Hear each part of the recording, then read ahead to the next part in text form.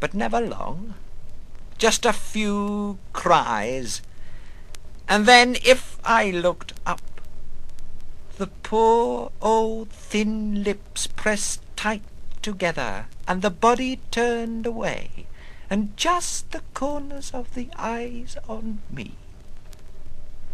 But it was rare. Sometimes in the night I heard her, talking to herself, I suppose, or praying out loud, or reading out loud, or reciting her hymns. Poor woman! Well, after the horse and the rage, I don't know. Just on. Then, I suppose, the slow turn, wheeling more and more to one direction or the other, till facing home, then home. Ah, my father and mother, to think they are probably in paradise. They were so good. Let me go to hell, that's all I ask, and go on cursing them there, and them look down and hear me. That might take some of the shine off their bliss. Yes, I believe all their blather about the life to come. It cheers me up.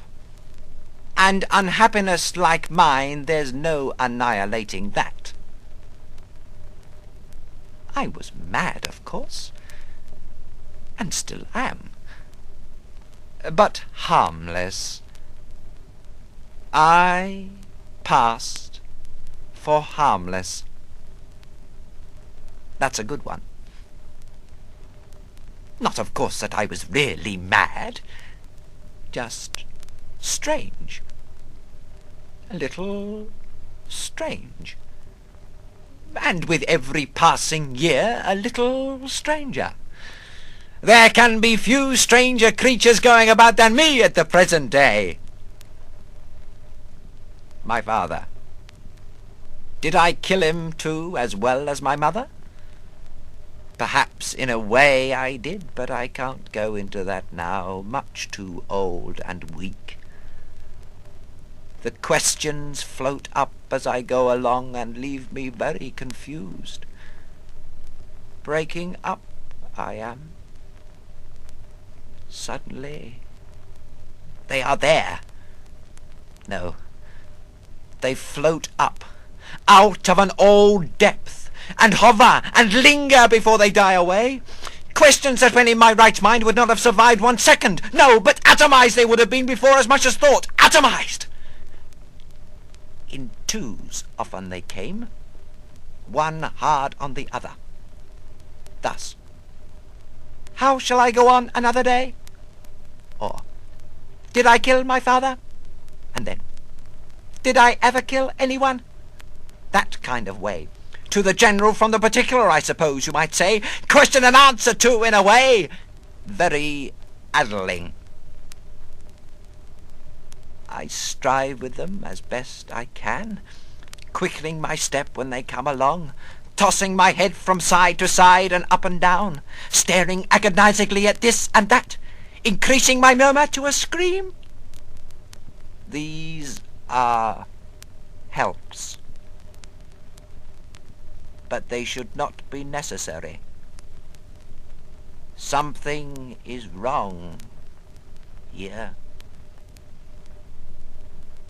If it was the end, I would not so much mind. But how often in my life have I said before some new awful thing, it is the end? And it was not the end. And yet the end cannot be far off now. I shall fall as I go along and stay down, or curl up for the night as usual among the rocks, and before morning be gone. Oh, I know I too shall cease and be as when I was, not yet, only all over, instead of in store. And that makes me happy. Often now my murmur falters and dies, and I weep for happiness as I go along, and for love of this old earth that has carried me for so long, and whose uncomplainingness will soon be mine. Just under the surface I shall be, all together at first, then separate and drift through all the earth, and perhaps in the end through a cliff into the sea. Something of me. A ton of worms in an acre. That's a wonderful thought. A ton of worms. I believe it. Where did I get it? From a dream, or a book read in a nook when a boy, or a word overheard as I went along, or in me all along and kept under till it could give me joy? These are the kind of horrid thoughts that I have to contend with in the way I have said.